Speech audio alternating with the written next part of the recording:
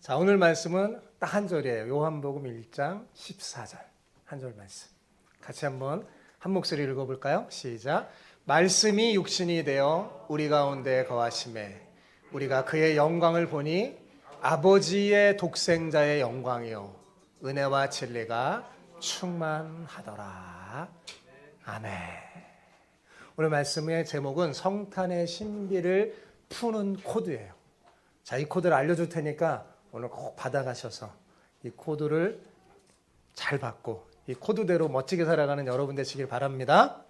네, 요한복음 1장 1절을 보면 이렇게 시작해요. 태초에 말씀이 계시니라 라고 시작합니다. 이 말씀은 단순히 사람의 입에서 나오는 말이 아닙니다. 어떤 분은 하나님의 입에서 나오는 말씀이라고 설명하는 분도 있는데 그것도 아닙니다. 여러분 어찌 하나님의 입에서 나오는 말씀과 하나님과 동격이 될 수 있겠어요? 우리는 성경을 하나님의 말씀이라고 하잖아요. 그렇죠? 그런데 그렇다고 해서 성경 자체를 하나님이라고 생각하지는 않습니다. 성경은 그저 하나님을 계시해 주는 하나님의 말씀뿐이죠. 그렇다면 요한이 지금 말하는 이 말씀은 도대체 뭘까요?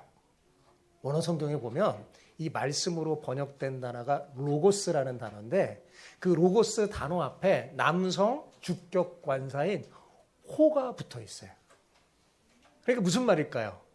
이 로고스가, 이 말씀이 인격을 가진 존재라는 것을 알 수 있습니다.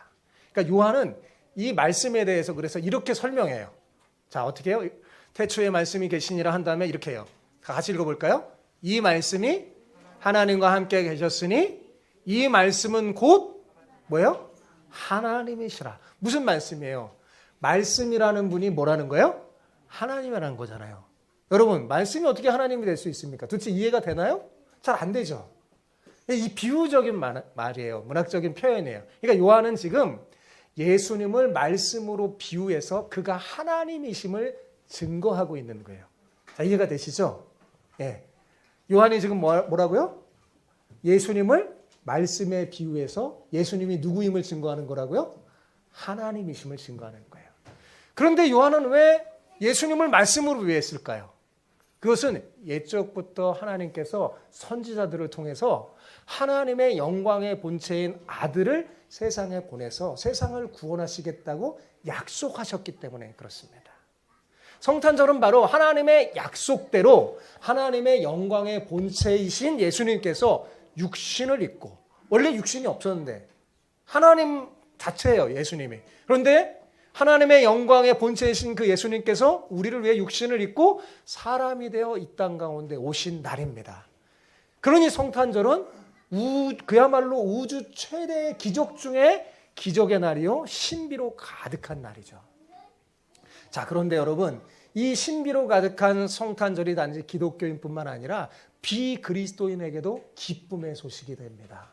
왜냐하면 모든 인류를 향하여 주신 놀라운 진리가 여기에 있기 때문이죠. 사람들이 그 진리를 깨달을 때야 비로소 성탄의 기쁨을 누리고 삶을 아름답게 만들 수 있습니다. 그래서 성탄절에는 메리 크리스마스 이렇게 인사하는 겁니다. 오늘 말씀을 통해 성탄의 신비를 푸는 코드를 발견해서 진리를 깨닫고 진정한 성탄의 기쁨을 여러분 먼저 누리고 사람들에게도 전하는 여러분 모두가 되기를 축복합니다. 옆 사람에게 오늘 이렇게 축복하며 인사합시다. 성탄의 신비를 푸는 코드로 진리를 깨달아. 시작. 성탄의 신비를 푸는 코드로 진리를 깨달아. 진정한 성탄의 기쁨을 누리길 축복합니다. 좀 긴가요? 됐어요? 한번 인사해 봅시다. 시작. 성탄의 신비를 푸는 코드로 진리를 깨달아. 진정한 성탄의 기쁨을 누리기를 축복합니다. 제가 좀 더 짧게 했어야 되는데 조금 길면 어려워요. 자, 성탄은 정말 신비로 가득 쌓인 날이죠. 왜냐하면 하나님이 사람이 되어서 우리 가운데 오신 날이기 때문입니다.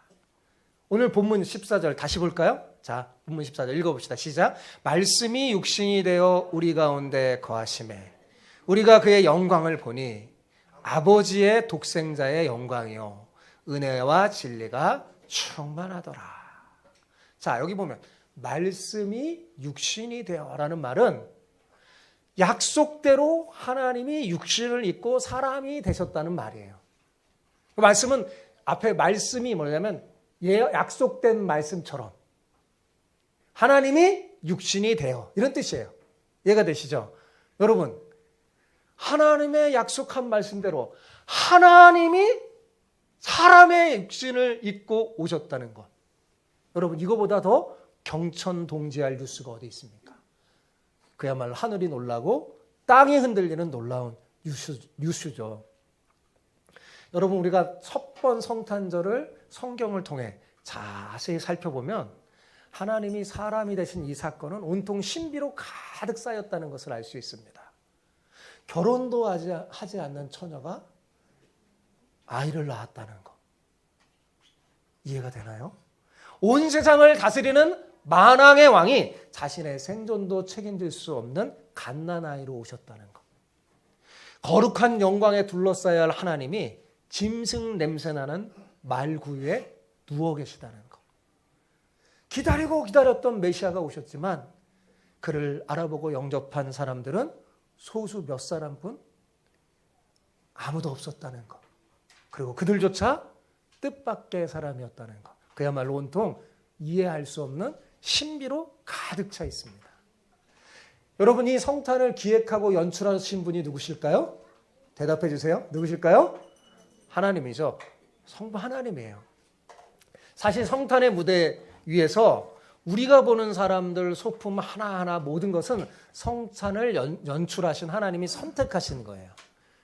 천지를 창조하신 그 하나님의 지혜로 하나하나 고르고 골라서 무대 위에 딱 올려놓으신 겁니다. 그러므로 성탄에 등장하는 모든 소품에는 선택하신 하나님의 메시지가 담겨 있어요.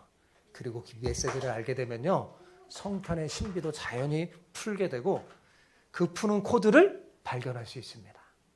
자, 첫 번째 신비는 뭐냐? 예수님께서 만왕의 왕으로 오셨지만 사람들은 그분을 알아보지 못해 영접하지 못했다는 사실입니다. 왜 사람들은 메시아를 알아보지 못했을까요? 오랫동안 수많은 선지자가 예언했고 오매불망 정말 목매어 기다렸던 그 메시아가 왔었는데, 그런 백성들이 있었는데 정말 그분이 왔었을 때는 하나같이 무관심했어요. 천사가 나타나서 구세주의 탄생을 알렸을 때 베들레헴 모든 사람들은 어떻게 했어요? 잠이 들었죠. 그 시간에 깨어있는 사람은 들에서 양을 치는 목자들밖에 없었습니다. 아마 여러분, 예수님께서 다시 오신다고 그랬잖아요. 그죠? 예수님이 재림하신 날에도 똑같은 현상이 일어날 것 같아요. 왜냐하면 그날은 도적같이 임한다고 성경이 예언하고 있기 때문이죠. 그래서 그날을 기다리고 준비하는 사람만이 주님의 재림을 제대로 맞이할 수 있어요. 누가복음에 보면 안나라는 사람도 나타나는데 과부였고 나이 많은 할머니인데요. 주님을 기다려요. 그래서 만나요. 시므온이라는 할아버지도 있는데 주님을 기다린 사람은 주님을 알아보고 아기의 입술을 바라보고 만나요. 마지막 때 재림 때도 마찬가지죠. 재림을 기대하는 준비하는 사람, 그 사람이 제대로 주님의 재림을 맞이하고 영접할 수 있을 겁니다. 주님이 다시 오실 때 믿음을 가지고 깨어 자기 자리를 지키고 있는 사람은 과연 얼마나 될까요? 바로 여러분이 되시기를 축복합니다. 두 번째 신비는 예수님이 너무나 의외의 모습으로 오셨다는 겁니다.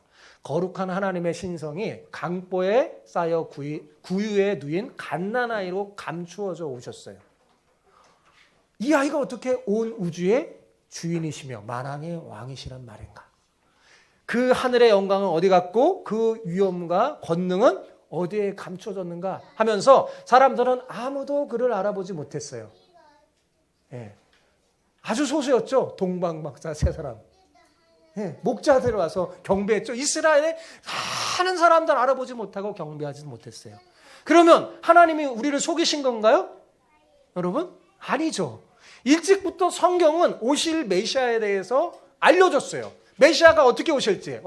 한번 읽어볼까요? 시작. 이는 한 아기가 우리에게 낳았고 한 아들을 우리에게 주신 바 되었는데.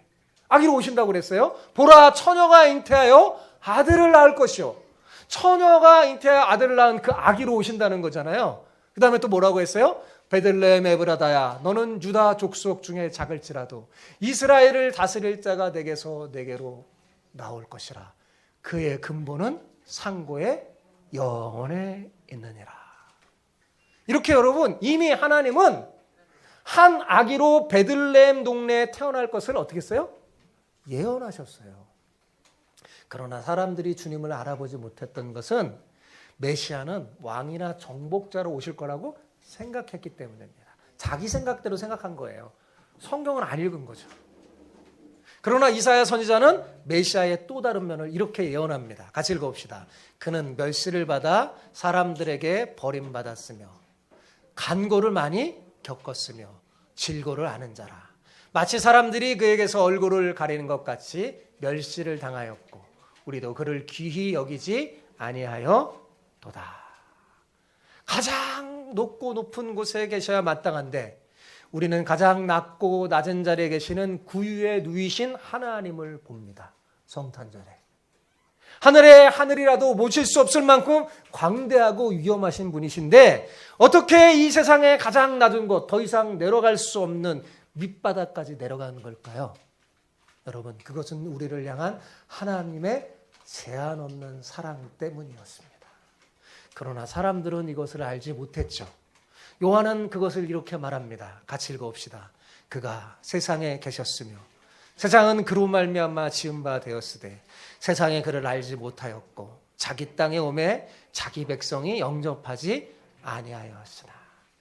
사랑하는 성도 여러분, 부디 우리는 이런 같은 실수를 반복하지 않았으면 좋겠습니다.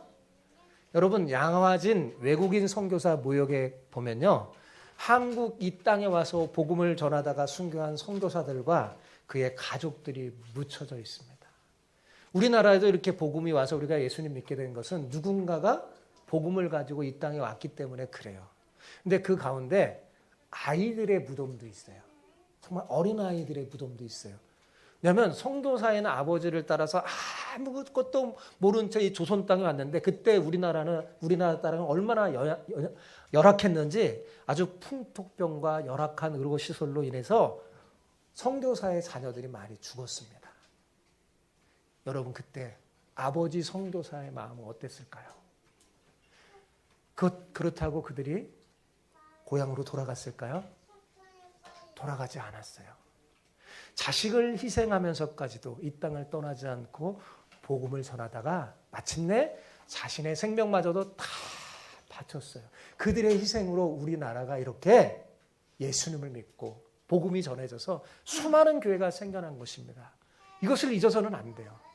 그들은 복음을 위해 자신의 가족, 명예, 안락함을 다 포기하고 잃어버린 사람입니다. 그래서 우리나라도 지금 어때요? 똑같이 그 사랑을 본받아 세계로 나가서, 오지로 나가서 세계에서 가장 많은 선교사를 보내는 나라가 됐죠. 여러분, 성탄절은 하나님께서 하나뿐인 외아들을 이 땅에 선교사로 보낸 날입니다. 정작 하나님은 이 땅에 오시기 위해 하늘 영광 모자를 다 버리셨어요. 영원히 누릴 평안과 기쁨을 다 포기했어요.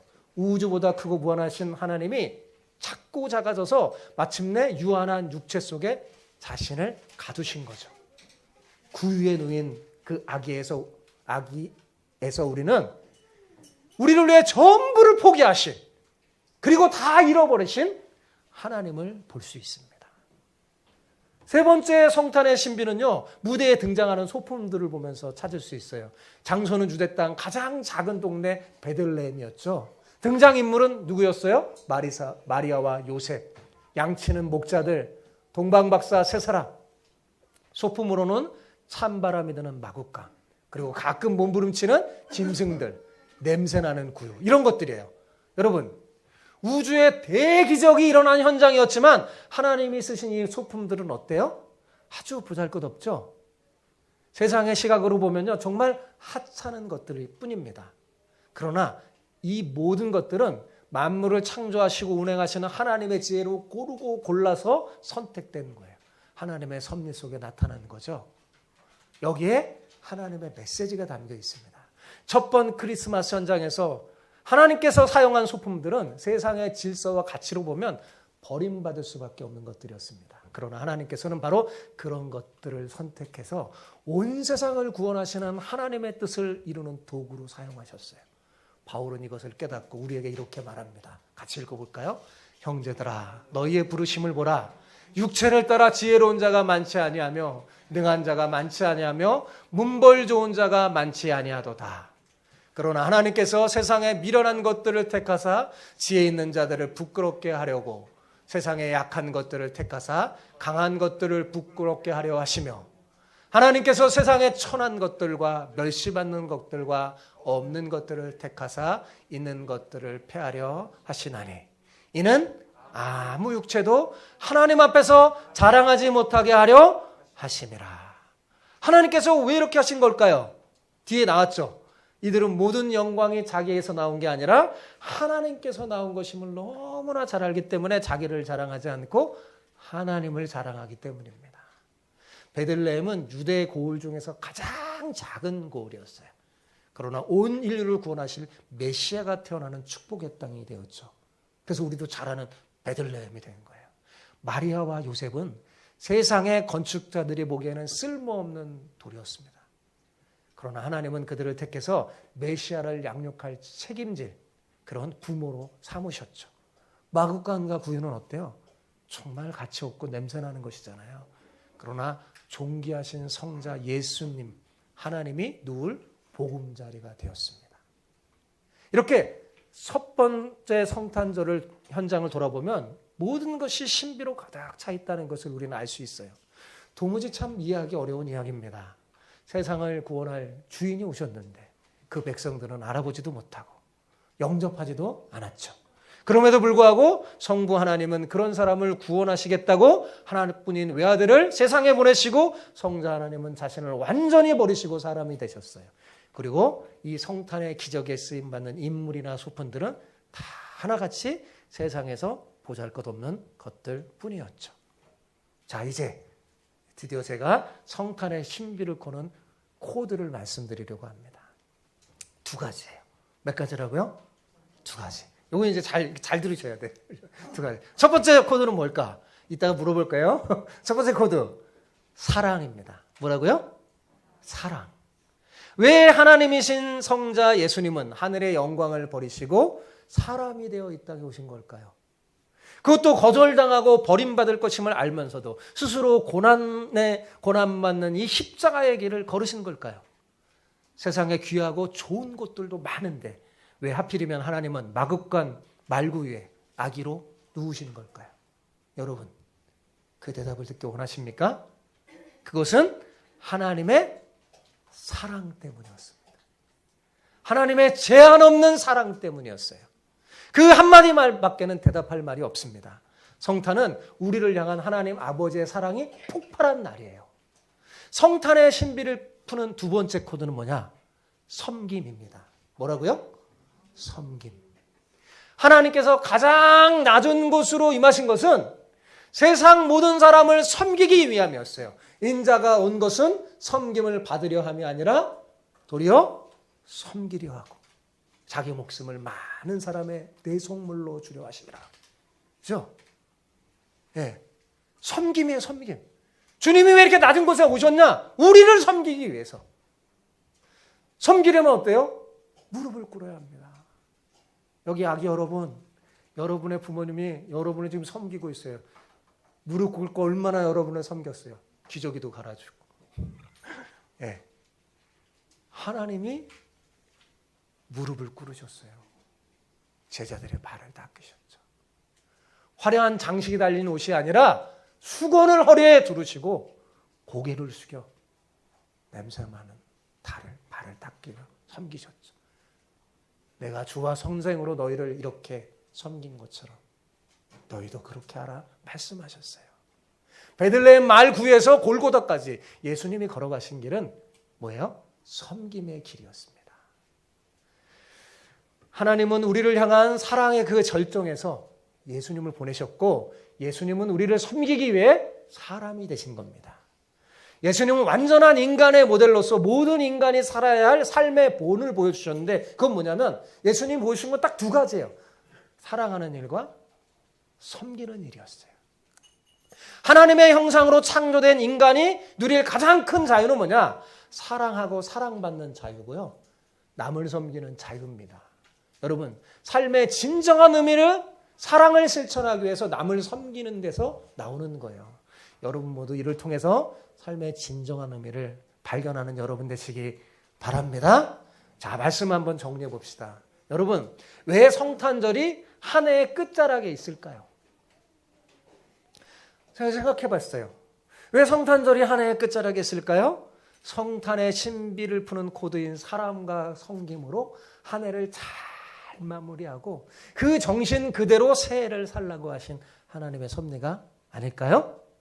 성탄절에는 이 우주를 만들고 가능케 하신 분의 핵심인 제한 없는 사랑이 담겨져 있습니다. 이 제한 없는 사랑이 우리에게 왔어요. 그리고 우리에게 주어졌어요. 이 사랑을 가슴으로 받은 사람은요, 이기적인 사랑에서 벗어나서 하나님이 주신 이 제한 없는 사랑을 할 수 있게 되었습니다. 여러분은 이 사랑을 할 수 있어요. 왜냐하면 하나님의 사랑이 우리에게 왔기 때문에. 부음바 되었어요. 우리 가슴에 부음바 되었다고 그랬어요. 이 제한 없는 사랑이 저와 여러분에게 왔습니다. 주어졌어요. 이 사랑을 나눌 때 나타나는 모습이 뭐냐? 그게 섬김이에요. 하나님이 낮은 곳으로 임하신 것은 세상 모든 사람을 섬기기 위함이었습니다. 다시 말하지만 베들레헴 말구에서 골고다까지 예수님이 걸어가신 길은 사랑으로 섬기는 길이었어요. 최후에는 피 한 방울, 물 한 방울까지 다 우리에게 주시고 돌아가셨죠. 여러분, 자, 성탄의 신비를 푸는 코드가 뭐라고요? 대답해 주세요. 뭐라고요? 사랑과 섬김. 자, 이 사랑과 섬김의 성탄의 코드로 한 해를 잘 마무리하기 바랍니다. 그리고 그것을 어떻게 해요? 새해도 사시기 바랍니다. 여러분, 사랑은 하면 할수록요, 어떻게 되냐면 상대방을 섬기게 됩니다. 그런데 반대로 사랑이 식잖아요? 어떻게 되냐면 이기적이 돼서 상대방을 이용하게 돼요. 그러면 어떻게 돼요? 사랑에 식지 않도록 노력해야 되겠죠? 네, 하나님의 사랑을 붙들어야 돼요. 그래서 사랑을 붙받아 하면 하십시오. 그래서 섬기는 사람이 될 거예요. 그러므로 사랑하는 일은 상대방을 섬기는 일로 나타나게 되어 있습니다. 섬기지 않는 사랑은요, 죽은 사랑이에요. 참된 섬김은 혼자 존재하지 않습니다. 꼭 붙어 다니는 게 있어요. 그게 뭘까요? 사랑이에요. 참된 사랑도 혼자 존재하지 않습니다. 꼭 섬김으로 나타나게 되어 있습니다. 그러니까 사랑과 섬김은요, 둘 다 따로따로 절대 존재하지 않어요. 사랑이 행동하면 어떻게 될까요? 섬김이 되기 때문에 그렇습니다. 하나님의 사랑은요, 말로 그치는 사랑이 아니에요. 행동하는 사람입니다. 사랑하는 자들아, 너희가 말과 혀로 사랑하지 말고 행함과 진실함으로 하라. 이게 하나님의 사랑이니까요. 하나님이 우리를 너무나 사랑하시기 때문에 자신의 생명보다 귀한 아들을 우리에게 행동으로 보여주셨죠. 보내심으로. 우리는 예수님이 이 땅에 오셨다는 그 한 가지 사실만으로도 기뻐해야 합니다. 그리고 우리를 위해 목숨을 내어주신 그 사랑에 감격하여 목매어 울어야 하죠. 영광의 하나님이셨던 예수님이 낮고 천한 여인의 몸을 빌려서 끝없는 배반의 땅 말구유 통으로 추락하던 날, 그날이 바로 성탄절이기 때문입니다. 이렇게 감격스럽고 영광스러운 성탄절의 의미가 지금 자꾸 너무나 퇴색되는 것 같아서 저는 매우 안타깝게 생각해요. 이제 우리라도 성탄의 정신을 되찾읍시다.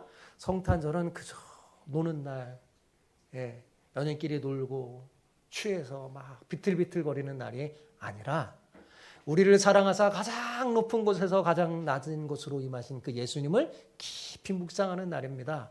섬기기보다 섬김 받는 데 익숙하고 낮은 데보다 높은 데 처하기를 좋아하는 우리가 어떻게 하면 예수님처럼 낮은 데로 임하며 섬기며 살 수 있을까 고민하는 날입니다. 여러분, 천국에서 큰 자는요, 섬기는 자예요. 예수님이 가르쳐 주셨잖아요. 저는 우리 교회 성도들이 진짜 큰 자가 되기를 소망합니다.